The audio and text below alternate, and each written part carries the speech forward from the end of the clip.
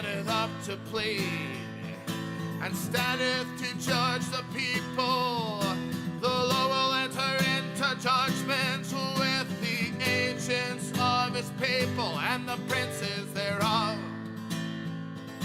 For ye have eaten up the vineyard, the spoil of the poor is in your houses. What mean ye that ye beat my people to pieces and grind the faces of the poor, saith the Lord God of hosts.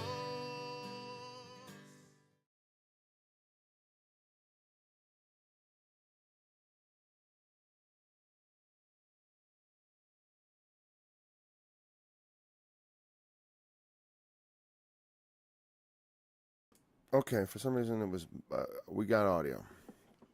At least it says so on my little bar there. And if there isn't, you can just comment again, but there actually isn't any audio. Anyways, welcome to Line by Line Bible Studies. That's what I was saying. Okay. All right, we're continuing Proverbs chapter 17. We got cut off last week. I had a power surge issue. I can't say I've solved it, but I've compensated for it. So hopefully we will not have that going on. All right, let's read. All right. And we'll be mindful of where we left off, okay? The lot is cast into the lap, but the whole disposing thereof is of the Lord. Just like the lips and the steps of man, God is sovereign. I mean, that's a message that is quite clear from that last chapter, that God is sovereign over all, even the wicked. And God has made all things for himself, yea, even the wicked for the evil day. That's a very astonishing, that we could certainly try to talk our way around it, and that's reasonable. But let's go on. Let's read. Let's keep that in mind, those thoughts, or at least that thought in particular.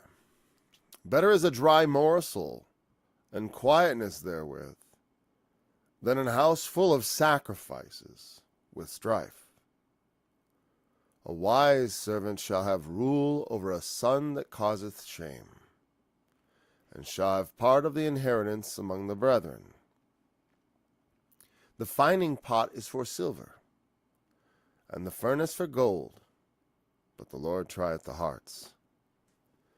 A wicked doer giveth heed to false lips, and a liar giveth ear to the naughty. It's funny, I changed my reading as I read it. A wicked doer giveth heed to false lips, and a liar giveth ear to a naughty tongue. Whoso mocketh the poor reproacheth his Maker, and he that is glad at calamities shall not be unpunished. Children's children are the crown of old men, and the glory of children are their fathers. Excellent speech becometh not a fool, much less do lying lips a prince. A gift is as precious a precious stone in the eyes of him that hath it.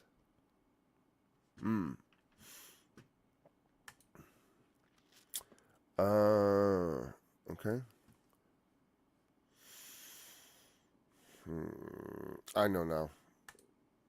Gotta go mono. Thank you. You know, I had to do a complete teardown of my system, and I only got it online this morning, and I went on without a test. So sorry, everybody. Thanks for helping me out.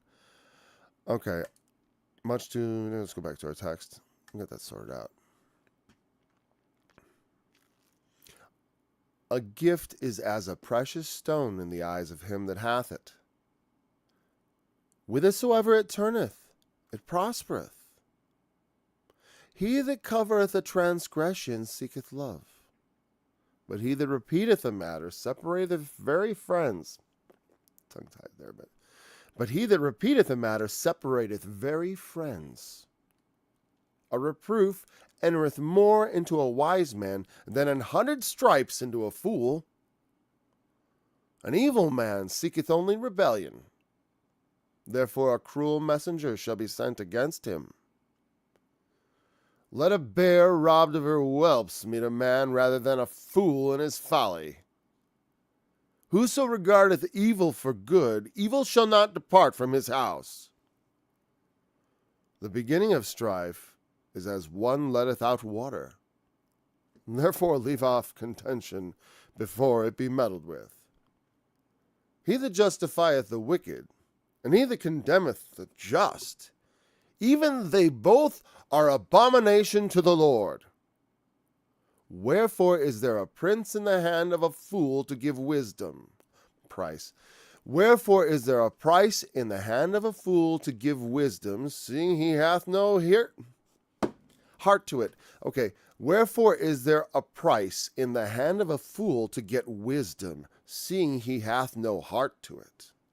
It's kind of an awkward sentence, I think you'll agree. I mean, we can understand that. That's not hard. A friend loveth at all times, and a brother is born for adversity. A man void of understanding striketh hands, and becometh surety in the presence of his friend. He loveth transgression that loveth strife, and he that exalteth his gate seeketh destruction. He that hath a froward heart findeth no good, and he that hath a perverse tongue falleth into mischief. He that begetteth a fool doeth it to his sorrow, and the father of a fool hath no joy. A merry heart doeth good like a medicine, but a broken spirit drieth the bones. A wicked man taketh a gift out of the bottom to pervert the ways of judgment. Bosom. As I said that, I was thinking, like, what does that mean? Bottom of the deck? Bosom, out of the bosom. Just, here's my gift. A wicked man taketh a gift out of the bosom to pervert the ways of judgment. Wisdom is before him that hath understanding, but the eyes of a fool are in the ends of the earth. A foolish son is a grief to his father, and bitterness to her that bare him. Also to punish the just is not good, nor to strike princes for equity. Oh, yeah, strike. He that hath knowledge spareth his words, and a man of understanding is of an excellent spirit. Even a fool, when he holdeth his peace, is counted wise, and he that shutteth his lips is esteemed a man of understanding. Yeah, obviously Mark Twain is a plagiarist, right?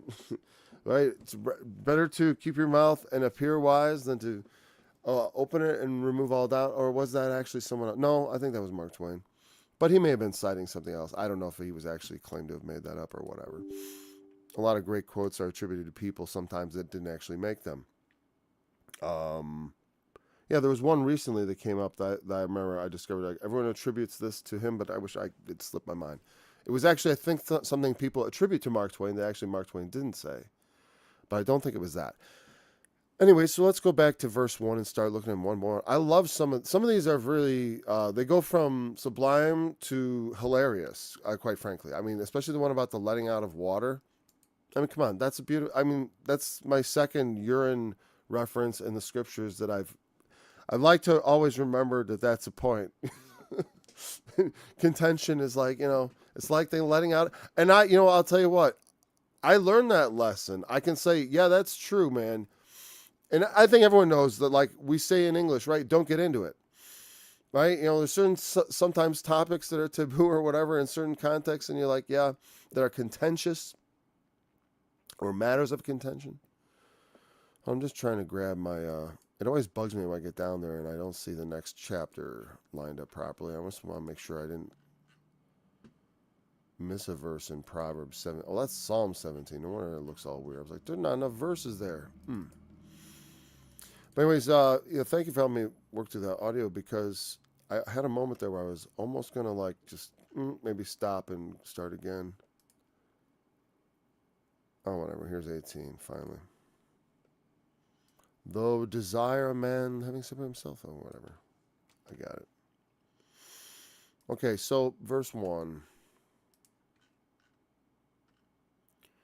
Better is a dry morsel than in quietness or than a house full of sacrifices with strife. I could just kept riffing on strife. Because just like the thing about, there's a bit of a, like I said, a little bit, sometimes these themes that go along. They are, I don't think they're put in just an arbitrary order. You know, I've talked about how some of them are quite axiomatic. Others are more, dependent on context. A lot of them are dependent on context. I think wisdom is clearly a contextual thing. Anyways, but better is a dry morsel in quietness. People often think if we only had more, we only had more. But it's that clamorous thought. It's the strife that requires a house full of sacrifices. It says a house full of sacrifices is interesting to me. I wonder if that's really the best translation of that, because just like with it just makes me go back to when we were talking about the foolish woman, the strange woman. I'm sorry. The woman that flatters with her lips. And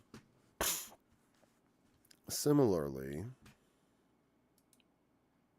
she had her sacrifices, right? She had made her offerings. I don't think it was sacrifices there specifically. I don't think it's the same word. That's not what I'm looking at. I'm just trying to understand that the idea of, is it just the wealth, the opulence? Meaning, if you have a lot, you have sacrifices to make. Meaning, is a house full of sacrifices like an excess? Like unpaid taxes or something like that. You know what I mean? House full of sacrifices that should be made, maybe. I don't know. But, verse 1, Proverbs, for some reason, that's chapter 1. We need 17. So, better is a dry morsel being fragment. Okay, fine, that's what we thought it meant. Strife is reeb, strife or dispute. We've looked at that. Zibach is the sacrifice. Means a sacrifice, but where are we coming from on that idea? Apparently that means it's just a sacrifice. What is it? I want to look at strong. From Zabak properly, a slaughter. That is the flesh of an animal, by implication, a sacrifice. Yes, the thing killed. It refers to the killing of the thing, a sacrifice.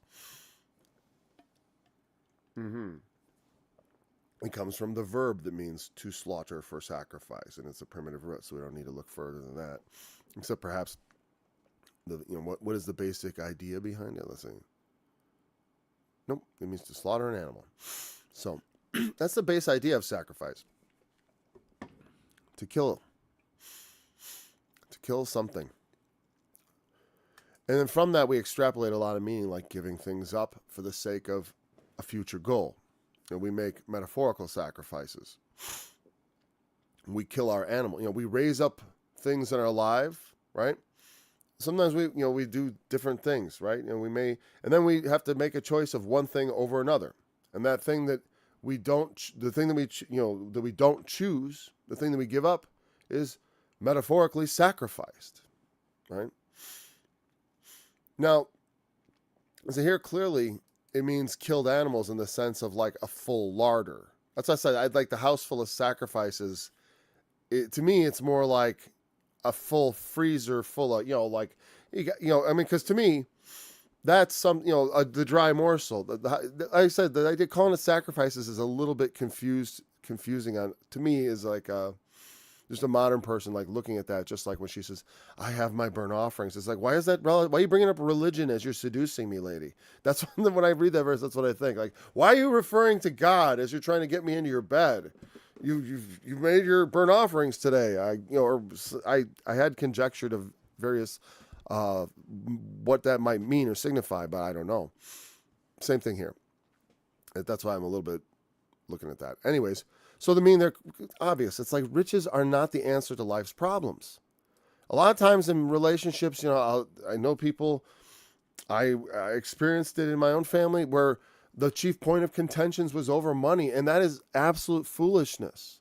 There should be love and trust in a marriage. There should be faith in the Lord, and trust in those things, and and prayer and hopefulness and those things, and not strife and contention over the fact of the money. It's like, well, maybe if we all pull together in the same direction, that will solve itself. And we cannot bite and spit and hate each other over money. And because that's, I think the fact that when it talks about strife and he talks about dry morsel, it's always like better is little with peace and quietness. And, I think this can come from either side, though I've often observed it more in women as they're discontent. Men, when they have money discontent, what they do is usually just go out and earn more. Or maybe leave the home and start over, like abandon their family. I need more money, I guess. I mean, the men have their toxic ways of dealing with their discontent, their financial discontent in their lives. And oftentimes it's from walking away from their responsibilities. I mean, that's one way to deal with things. It's not exactly a wise way or a productive way or a long-term, there's all kinds of ways you can be made to account for that, That's why you should wisely enter into a marriage. Don't enter into a marriage with, you have shared values. That's why, why do you think this is, and it's funny because that verse doesn't explicitly even mention marriage or anything, but like it's obviously about marriage because it's about the home, And what else is it going to be about? It's about husbands and wives. A wise servant shall have a rule over a son that causeth shame. What that means is, I believe that means over in the sense of, in the order of the family hierarchy.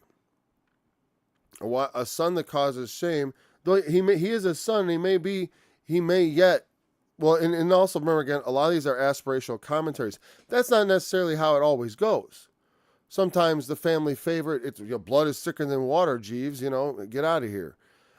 So obviously the wicked aren't wise. This is wisdom. A wise servant ought to have rule over his son that causes shame. He may help look after him. I don't know. Maybe that may be what the thing is, and have part of the inheritance among the brethren. That's been observed. On many occasions, wise servants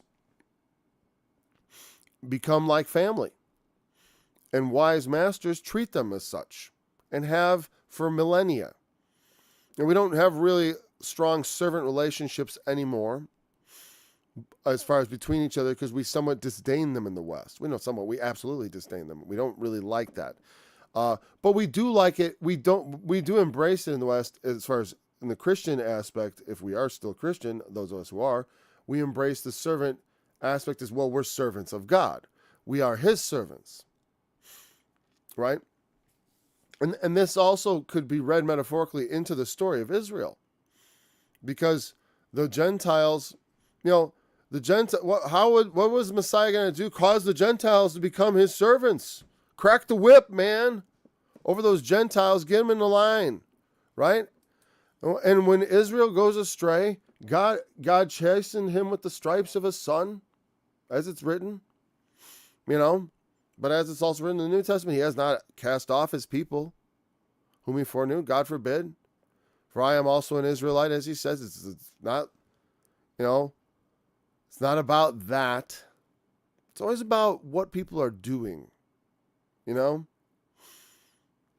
a wise servant be not the natural seed, he shall have part of the inheritance among the brethren. That's exactly that is how we are portrayed as Gentiles being grafted in among the tribes of Israel. It's a very beautiful metaphorical proverb when you consider it from a Christian perspective. Not that it isn't beautiful otherwise, but especially so, I think, as a Christian. The firing pot is for silver and the furnace for gold, but the Lord trieth the hearts. Obviously, there's, we melt silver, and when we melt it, the idea is to purify it because there are impurities in metal, and that's what's the fining pot. That's at least the English word they chose to translate that Hebrew. I don't know if there's going to be anything interesting there. I'm going to just peek. The fining pot is mitzref, a crucible. Okay, I'm going to just assume that's okay, because the crucible is for silver. I wasn't expecting something else, If it had said like the dragon is for silver, I'd be a little bit off. I'd be like, well, is that word dragon there, right? That's how you kind of think sometimes when you come across a weird verse that's hard to understand.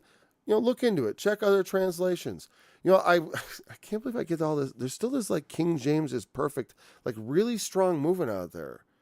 Like people, I mean, they strongly believe it. I don't know how widespread it is, but I'm just awestruck by it. And I think these people must not even read or deal with the King James in a verse by verse fashion where they're put on the spot. Explain this. Explain what this means. You know? And it's so easy. People just love taking their rah-rah extreme positions on every flipping issue. It's just, you know, the earth is flat. The earth is flat. I finally found, it's like, where is it? Yeah. Here we go.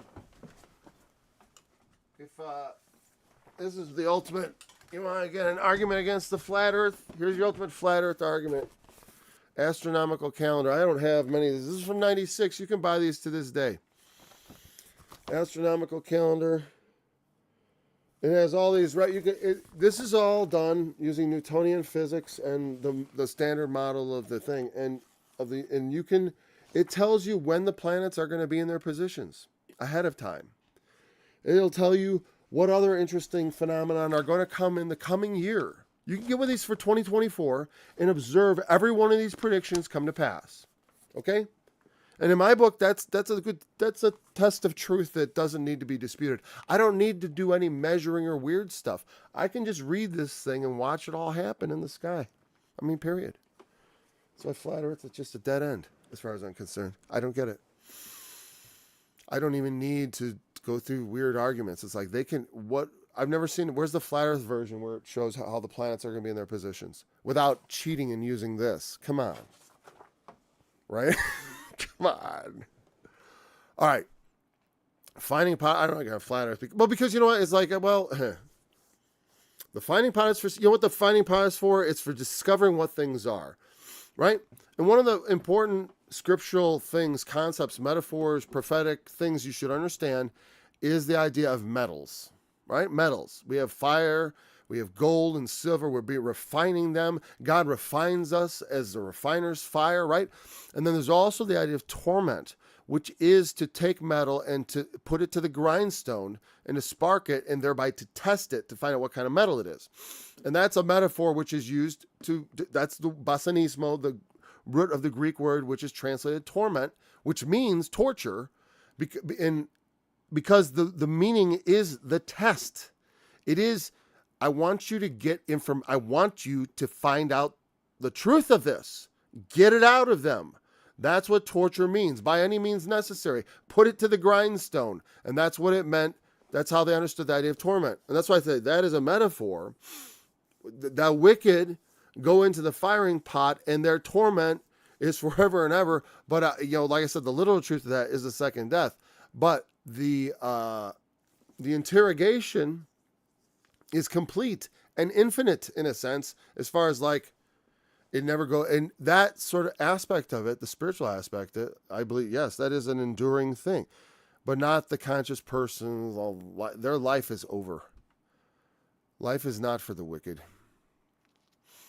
But the firing pot, we are the refining of us, the purification of evil, the testing of things, the works being burned on the altar, whether they be gold, silver, brass, precious stones, and then getting down, wood, hay, stubble. Some things burn, some things don't. Some things you lose, some things you keep. Your works, what are they worth? Well, the Lord's going to find out. And the number one important thing is that the Lord tries the hearts, right? The Lord tries the hearts. He tries the reins. The heart is deceitful above all things. I don't even know the heart. My heart thinks all this stuff, and then I say it, and it's like, what did I say? Sometimes that happens. I'm usually in control of myself, right? I always think I'm in control of myself, or is God in control? Like I said, I don't think he's a puppeteer, but he's a creator. That's more intense. Remember Pinocchio, the creator of the puppet was Geppetto. He created this boy. You know what I mean? But he was a puppeteer, of course. And then it came alive. For it to be alive, how much more complicated do you have to be than a puppeteer? How much more in control do you have to be than a puppeteer? Like I said, I'm not saying that he is. I think that's manifest. I've taken a long time meditating on the subject of predestination because the Bible is very clear that the Lord is sovereign. There's like this sovereign verses, just so hard to get away from. Jacob have I loved, Esau have I hated, and so much more. In this last chapter of Proverbs, we had so many verses. But we also understand that like we can experience life. I don't think God is like determining like whether, like moment to moment, does Paul grab the chapstick off of his desk or does he grab the pocket knife off of his desk? Like, or does he do both? Or, like, or what brand of toilet paper or why? In a sense, is that all built into it? It sort of is. Because we are creatures very much of both nature and nurture, but they know that nature has quite a lot to do with who we are through twin studies and such. The Lord knows who we are better than we do. And, as we look at and also, I like this, the firing pot for silver, the furnace for gold, but the Lord tries the hearts. Everything has its place. There's a concrete, cold as steel truth in this world. God is going to judge you right down to what's going on inside of you. That's a cold, steel hard truth. Gold, I mean, not gold hard, but it's as good as gold. It's as true as silver. The Lord tries the hearts, period. And that leads to a judgment. He's going to look, what is it trieth the hearts? What's the word trieth there, right? Let's have it. Which one is it? Trieth is bachan. And like I said, you're right. Perfect. Honestly, I wish I'd gone here sooner, right? If it seems strange, I was referring to torment and all that, and basanismo and the meaning of that, and that it's an interrogation. Right? I mean, I saw trieth, and I was thinking that. But I was thinking of test, right? I assume that's what it meant. And it is what it means, to examine. In that sense, to try, to examine or try. It's translated in the NASB in these ways. Mostly test, try. Pervert to test, especially metals. Especially metals. Like I said, if I looked up, I wonder if it's possible to just search that on there. I don't want to try to do weird. Greek? Is there a Greek equivalent? Let's see. I don't think that's spelled right. One entry found. Oh, yeah, well, I guess Basanismos. There we go. Yeah. Basan, it comes from the Greek. Yeah, what is this? Let's see. Where does it come from? Torture, torment. From basanizo. To examine as by torture, torment, buffet as of waves. But in Strong's, the way I learned it was, there's the Strong's definition. Oh, there we go. From basanos, to torture. Basano, the root meaning of it being a touchstone. A dark stone used for testing metals. Hence, examination by torture. So that the root of it is the idea of a touch, basaz. Like I said, the word means, this root mean behind basanismos, which is torture. I got at the top root. Basanos, not the top root, but the end point, is a touchstone. And it's the thing that you use to test metals. That's why I say when you say tortures, they should be tried. I mean, you could literally, in a sense, if that was being translated from this word, as far as trying, though, the Greek word is quite explicit, torture. I'm not going to deny that. Like I said, I just say that it's metaphorical. I don't want to try. I looked at thinking it. Well, can I redefine this word a little bit? Can I be a better scholar than Nah, it means what it means. But in a sense, what does God mean by it? That's the real question. Not what does the word mean so much, but contextually in the scripture, what does that signify? Like I said, it is, for my book, like I said, there's a value. We extract value from the wicked. Their existence is not meaningless. It's not pointless. They enjoy it, and we benefit from it. And that's my sort of thumbnail sketch of, I think the direction of, if you were going to ask God, well, what's the point of all? What are you doing? It's like I say, he's like, I'm raising up sons in the presence of evil for the purposes of that they might be glorified in resisting it through me. I mean, because on our own, we're not really going to do very well resisting it. I mean, though, people have not, it's not like people without, like I said, there are those that fear the Lord. They don't know God, but as far as they don't know our Lord per se, but they fear God as we would see it, meaning they do what's right. They depart from evil. And that's not going to scale out in the scales of justice to being you're worthy of eternal life, but they're not grinding their faces to the poor and giving themselves over to total debauchery. I mean, there's levels of wickedness in the world. And if when God is, dealing out the mercy, it's pretty rare when he goes for super wicked. Not many mighty are called. Not many wise men of the world are even called. Yep. Oh, we gotta do verse 4. The wicked doer giveth heed to false lips, and a liar giveth ear to a naughty tongue. Let me see. A wicked doer giveth heed to false lips. Liar giveth ear to a naughty tongue. What's naughty in this context? Not that I think it's going to help or change a darn thing. As far as naughty tongue, naughty is hava, which is desire, chasm, the one with that gaping.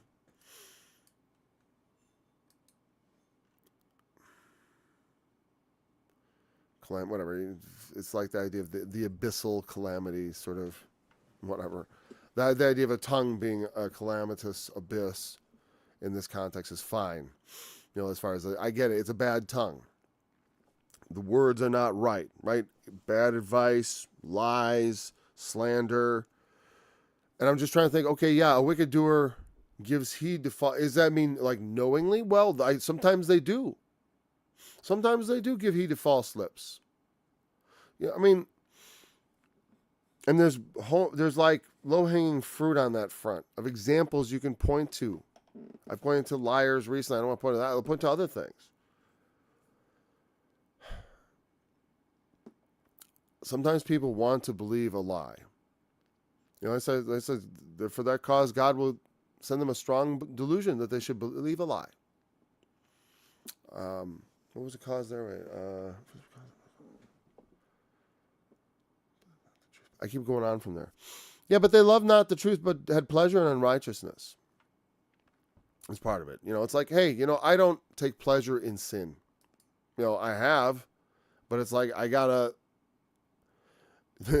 let the regret be greater ever than any pleasure you take.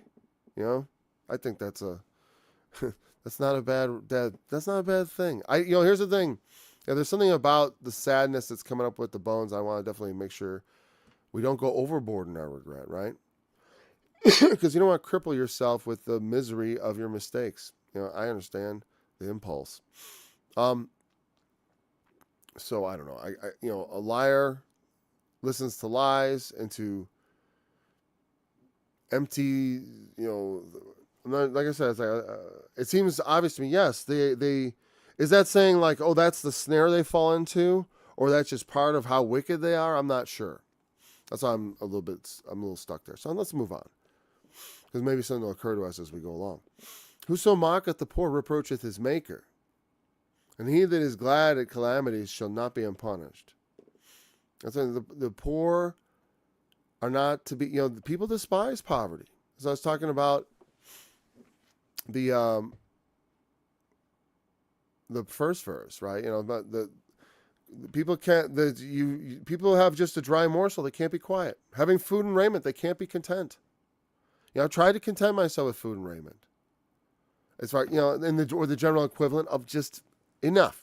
I mean, I've had more than enough. At times, to get more than enough, I've had to go beyond my means. I've gotten into trouble like that. It's like it's not easy to make a prosperous living, even in a prosperous country. You have to work for it and stuff.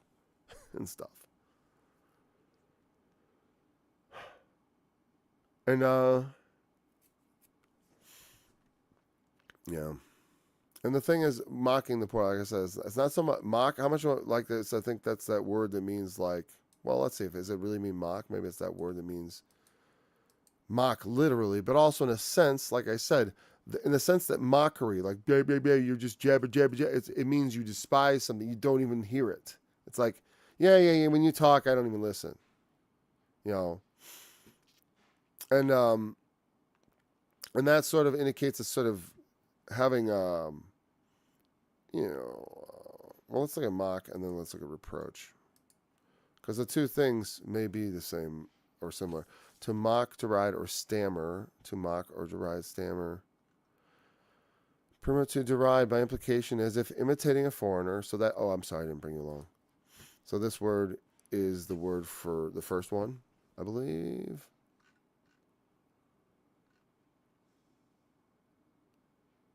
And then another one is to reproach, yeah. Reproach his maker. And this one is like to pull off by implication, to expose, specifically to betroth as a surrender. I think we had that. Figuratively, to carp at as defame or denominative. Like, it's like give it, like a lot of things, like the basic idea is something sort of like, to expose yourself. It's like exposing yourself in a reproachful way to someone. The way people do different gestures and stuff that are meant to insult and so on and so forth. One of the most ancient one, of course, is to expose your genitals at someone as a way of like, I shake my genitals over you. I mean, I remember I've seen people like do that behavior in the world of video games, where they will pantomime doing that over a defeated enemy, because that's how people are. That's a very primitive idea of shaming someone. Bringing out, like when the people wonder at why do the Arabs, why do they throw shoes at people? Well, the shoe, it's like your feet. It's a low part of the body. It's like under my feet, my shoes. You're not, and also they're kind of like the most handy hard thing you can throw, I suppose, right? I mean, you can see how the shoe can be put for, hitting someone. It's another sort of uncomely part. Someone's dirty old shoe. And what are they walking in? The Lord specifically, was washing their feet. Anyways, let's go back here. God doesn't, so mock is that, I guess, mocking the poor, I guess, I don't see do people mock the poor? Well, I don't know. I guess they sort of do, but they don't just say, I'm mocking the poor. Whereas people are poor and they're mocked for other aspects of, of things like, like when people who are out of touch with the sufferings of regular people, when you hear them talk about life and like, well, why don't people just do this or that? They don't understand how trapped people can be in their circumstances. And they can say like, well, and they just blame the people trapped there. Like, well, I don't have those problems, and must be something wrong with them. They because they have it easy, and they've always had it easy. But that the wealth and the entitlement makes people think like that they're like this. When people get a lot of money, especially very rich people, it makes them think all kinds of narcissistic thoughts about themselves. And they tend to look at other people who aren't producing that kind of wealth, because that's all I'm going to call it. I'm not going to call that blessed or anything, because it's not necessarily so. But blessed so, and maybe in their eyes, certainly. I mean, wealth is a form of blessing, but it can also be a curse, because I can prove it. Because better is a dry morsel and quietness thereof than a house full of sacrifices with strife. You can have lots of money. If you have strife with lots of money, your life may not be so good. And so, the mockery of the poor. Yeah. Mocking their struggles, mocking their, and they do kind of make a mockery of it. They always talk about caring for things, but it's like I said, in my state, that, for every car for a license plate for a year is $151. And it's like, and if you're struggling with that and you're late, you can count on paying $170. At least they didn't increase the late fee to something like $50, right? Ain't bad enough. And they're trying to get you to renew your car on time. But it's like there's scenarios that they don't even account for. Well, the guy's got 4 cars. He's constantly got to fix one or the other, and needs to have several available just in case one gives up. Can I just swap the plates around? No. You got to have a plate for everyone, separate insurance for everyone. It's like, gee. One thing I benefit from is from extremely low insurance rates. I'm very happy with that.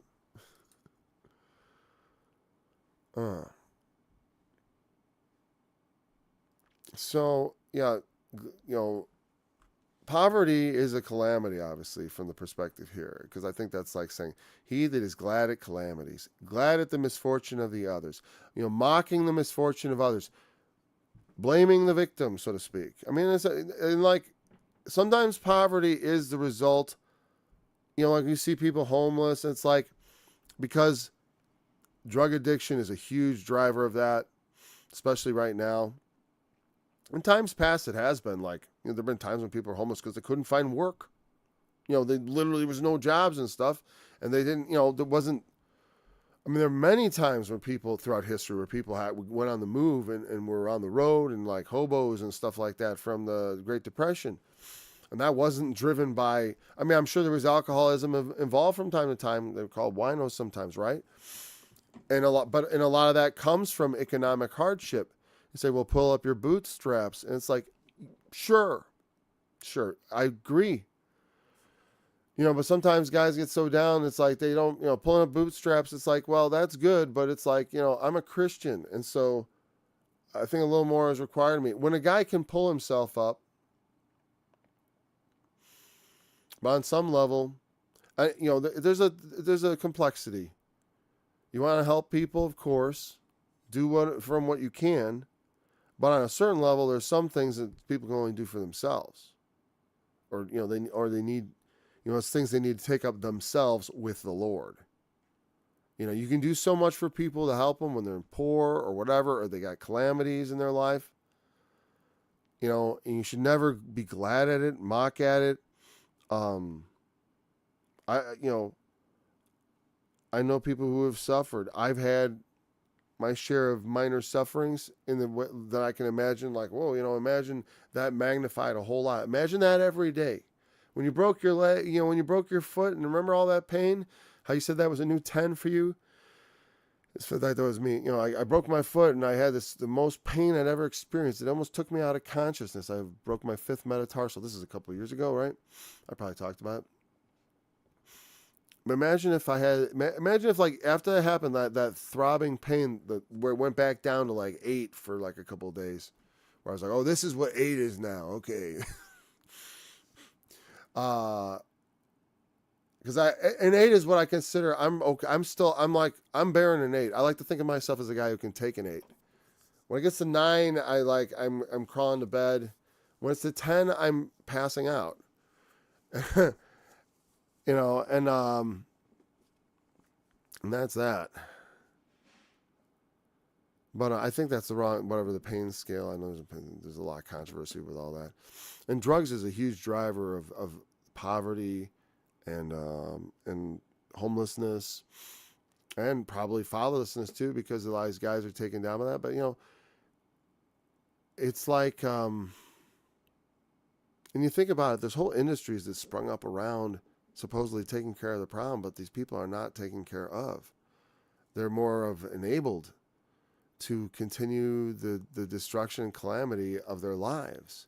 And, from what I understand, many, I'm afraid of misstating something, like statistics about people dying from fentanyl. I mean, pretty soon, why isn't the government health organization stepping in and telling me what I can and can't say about that? I don't understand why not just make sure they monitor all truth. Wouldn't want people to get the wrong impression about what the government's doing, about what's real.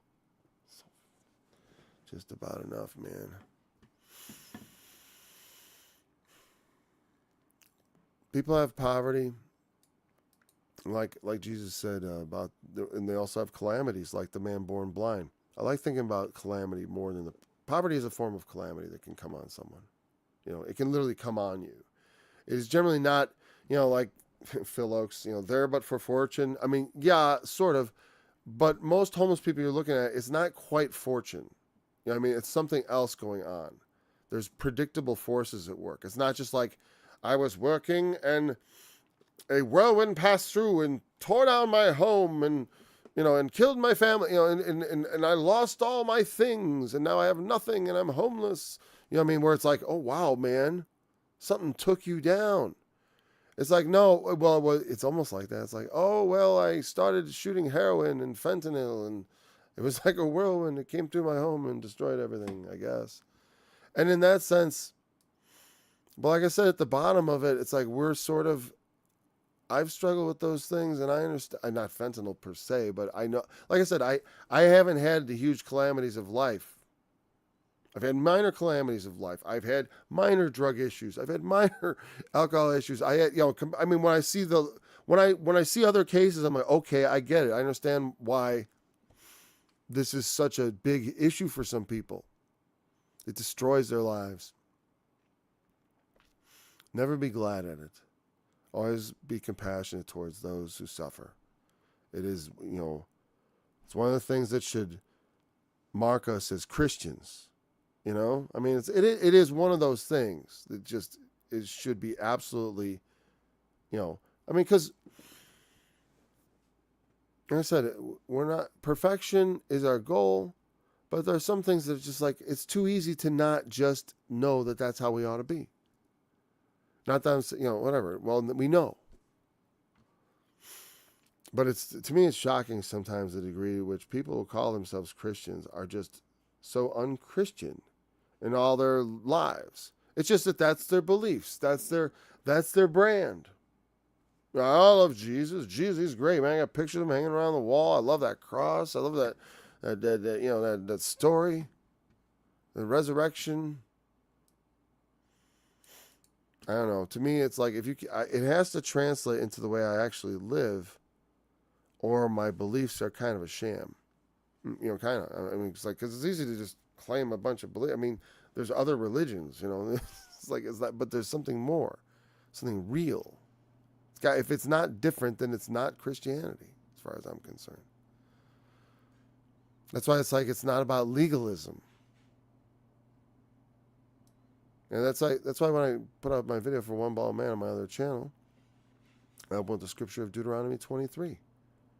Because it's one example of not one jot or tittle of the law shall pass away. So we have to bring those laws forward into Christianity. There's plenty of people that believe like that. Hebrew roots type people.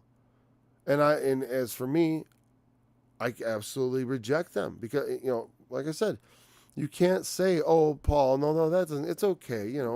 People with severed penises, basically, and or missing a stone, a testicle, right? Of Deuteronomy 23:1. They can enter into the congregation of the Lord. That's okay. That can happen. What? Not one jot, not one tittle, till all be fulfilled. And if not all, then none. That's why I stand adamantly by that. Legalism is a dead end. Faith is the way to God, not obedience to commandments. It's a dead end. It's a fool's journey to folly. Trying to keep the law. Keep your eye on Christ. It goes a lot more. It's a lot more righteous. You keep your eye on the law. You start from, oh, look it, I can have 2 wives. Oh, look it, I can do this. Oh, look it, I can do that. There's all kinds of loopholes here. I can do everything I want. Yeah, that's what legalism leads to. Sin.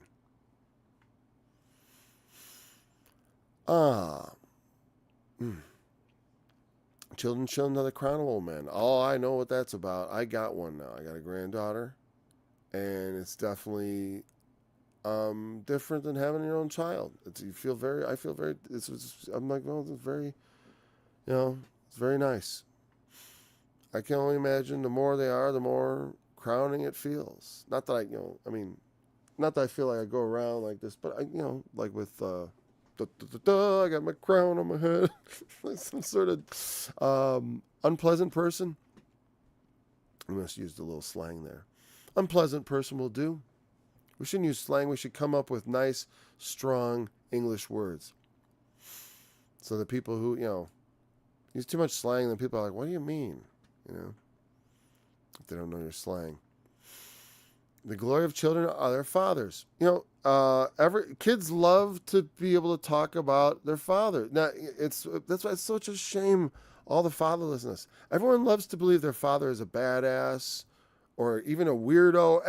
Like maybe not a weirdo, but like a bit strange or whatever. They love to have some sort of, they like to think of their dad as some sort of legendary figure, and especially when they're young, and if when they're old, they can too. I still want to look back at my dad when I was younger and he was younger. I have a lot of strong feelings about him. And also not only my father, but also, my grandfathers and my great grandfathers and even farther back, because I've investigated those things. I know who many of my fathers are. Now, I choose actually rather in Christ to neither glory in them nor apologize for them, because though there is much to glory, there's also things wherewith I could be ashamed. The shameful things done by some of my ancestors, and I consider shameful in the sense of revenge is not the Christian way, but I have heirlooms of revenge, and things like that, and the bloodstained Bible, war, which is just murder, really. War is just murder on a large scale, really. Just a bunch of group of people murdering each other, laying in wait. We're going to kill you. It's different because we justified it. Yeah, we all decide we're just going to throw aside all those rules about don't kill each other. We're just going to kill each other. There is he that kills and makes alive. There's the judge. I serve the judge, and I talk about death because I do his will. You know what I mean? We do his way. It's like the Lord kills. The Lord makes alive. The word will slay. The word will bring to life. That's the weapon of my warfare. That's why it's the most powerful. You want to fight the United States of America? You need nuclear weapons. Joe Biden, I don't need nuclear weapons to fight America. I got the most powerful weapon in the world. What are you talking about? I'm fighting it right now. What are you talking about? I can fight the government with my tongue. Let them come and try to cut it out. Oh, we will come get you. Go, whatever. Come get me. I'll ram my corpse up your nose so far you'll never get the stink out. You'll see what happens when you come against the fearless. I am not without you. Well, I fear the Lord more than anything else. I fear men, but I fear the Lord more, much more. But I said, could have pain every day. Well, but to the Lord belongs eternity. Men only have so many days. Children's children, the crown of the glory of the children of their fathers. Yeah, I get it. Everyone loves to glory. It's a pity when they don't have fathers, though. There is an appropriate amount of glorying in your fathers, so to speak. Like I said, I don't glory in or apologize. I can't take credit for them, right? I can't make up for their mistakes. But my affection for them, no one can take away, in a sense, and that's the truth. It's like that. There's a level of love for my ancestors, and I don't like the word pride, but pleasure in their accomplishments, let's say, which evokes in me a feeling of wanting to myself do well, and so that they would be pleased that I was their descendant, and say oh, that was one of my descendants, that was my son. As far as that they would claim me, or will want to claim me. I would want my fathers to look at me and say, there's my favorite great grandson, you know. So, yeah, and I find that to me that's, you know, that's as it should be. Why would I? I wouldn't want, you know, if it was possible to make those who came before me ashamed, and all they had built I allowed to crumble. That's why I got so worked up during the pandemic, because I was like, oh boy, all that my father's built is being destroyed before my eyes. And it's like, maybe not destroyed, but the foundations have been so eroded now, or had been so eroded now, that it is a question of whether or not it is still standing, but as an edifice. It is a very real question. And we're going to find out over the next few years. It's going to be exciting. It's going to be exciting. You know, there's certain things, like I said, to me it's like there's things that are worth fighting for. And to me, fighting is the word. Because to me, it's like there's so many people who will say nothing. What they say is the only thing for evil men to prosper is for good men to keep silent, or all it takes for evil to get a foothold is for good men to keep silent. Yeah, that's the point. And so the better you are, the more you better loud it up, so you get more people to start talking. I mean, it doesn't, like I said, you don't have to. I said, sound a trumpet before. Well, let your light so shine, right? Let's see. Making the world a better place in every which way. There's lots of ways to improve the world, you know. And as far as to do good, to please the Lord. And that, like I said, it's not to be saved. It's like to please the Lord. Because that is the first, like I said, I fear God much more than men. I want to please men.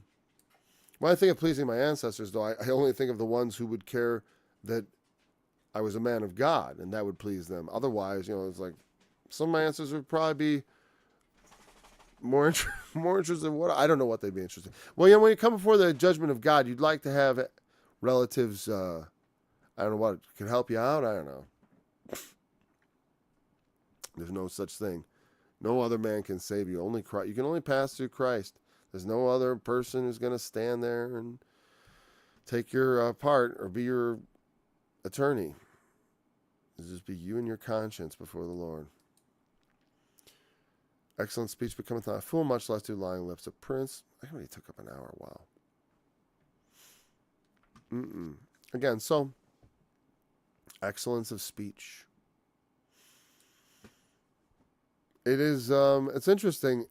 Excellence of speech becometh not a fool. Well, it's like, you think like, well, I'd like him to start using excellent speech, right? Abundant. Yeah, I think we looked into that excellence and stuff, and this is just fine.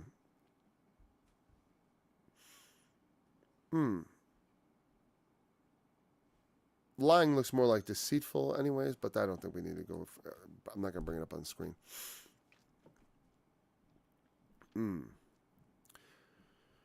So, just deciding if I want to go any further, or I do want to, so we'll see. Excellent speech becometh not a fool, much less do lying lips a prince. Seems a very obvious, simple thing, and I don't want to overcomplicate it.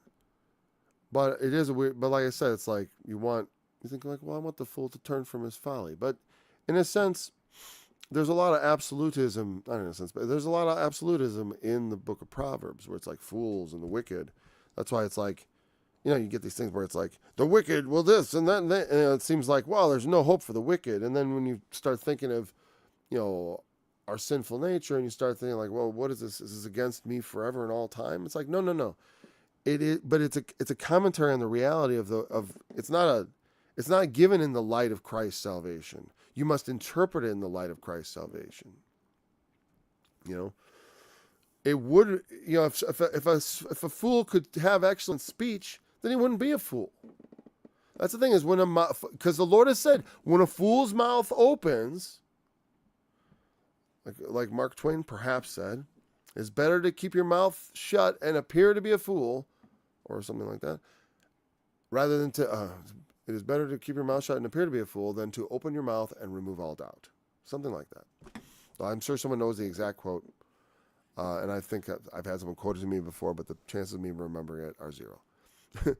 The perfect quote. And even so, it is, the fool's lips reveal himself, just like the heart, what's in the heart, and then what comes out is disposing of the Lord. You know, a liar deceives, and he lies. And he somehow thinks he manipulates truth or something. You know what I mean? Like they actually sort of deceive themselves into thinking they can actually change reality. Because lies are like that. They are deceitful also to the one who tells them.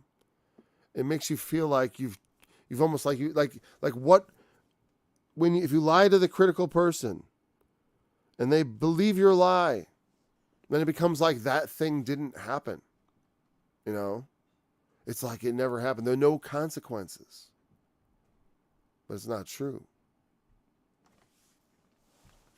A prince should not be a deceiver. Or one who rules, one who's given responsibilities, needs to have lips that speak true things, that speak the truth.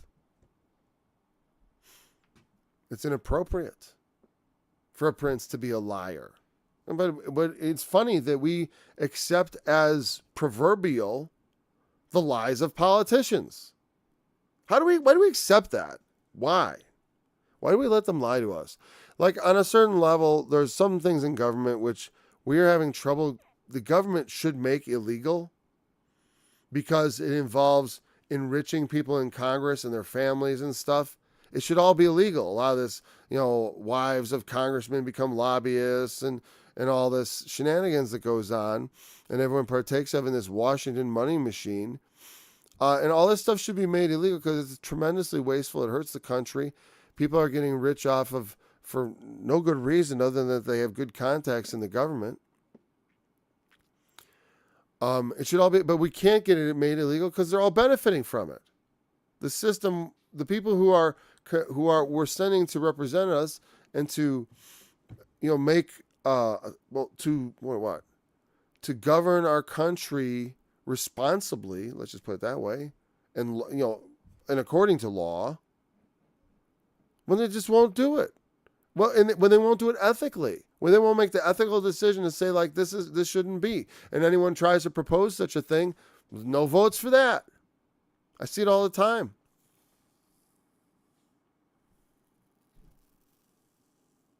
The princes have lying lips.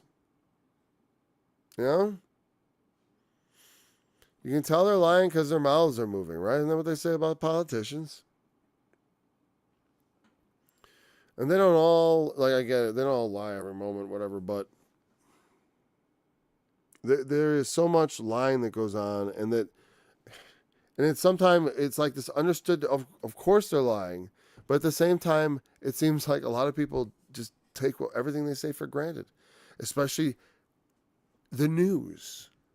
And it's like now it's become, of course, they're lying. Can't trust anybody. Hardly, You have to be very careful. I mean, not that you should trust people. Curses the man who trusts a man and makes flesh his arm. You can't get strong off of putting your strength in weakness.